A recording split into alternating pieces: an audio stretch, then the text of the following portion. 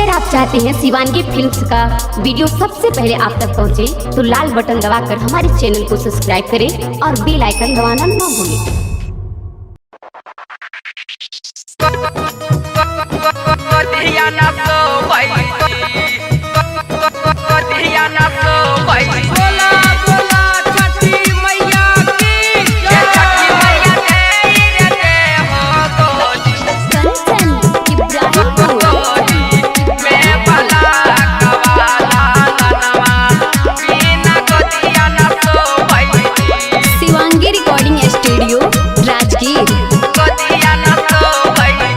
बहंगी सजाइबो ये छठी मैया घाट पर आइबो जी,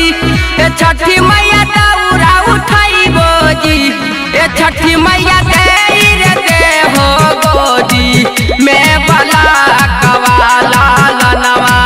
बिना गोदिया न सोबै जी, ए छठी मैया दे हो गोदी में बला कवाला लनवा बिना गोदिया न सोबै जी, गोदिया न सोबै जी,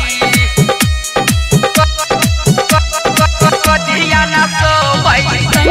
ए छठी मैया गोदिया न सोबै रहिया बहारा बोए छठी मैया पलटो धोबो जी, ए छठी मैया पलटो धोबो जी, ए छठी मैया दे हो गोदी में बला कवाला लनवा बिना गोदिया न सोबै जी, ए छठी मैया दे हो गोदी में बला कवाला लनवा बिना गोदिया न सोबै जी, गोदिया न सोबै जी, गोदिया न सोबै ए छठी मैया गोदिया न सोबै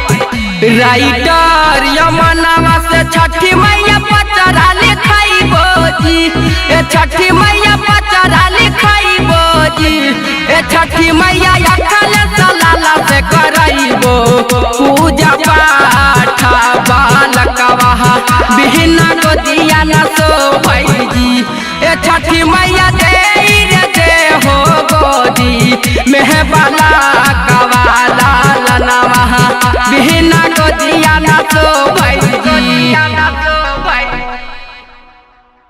शिवांगी रिकॉर्डिंग स्टूडियो राजगीर।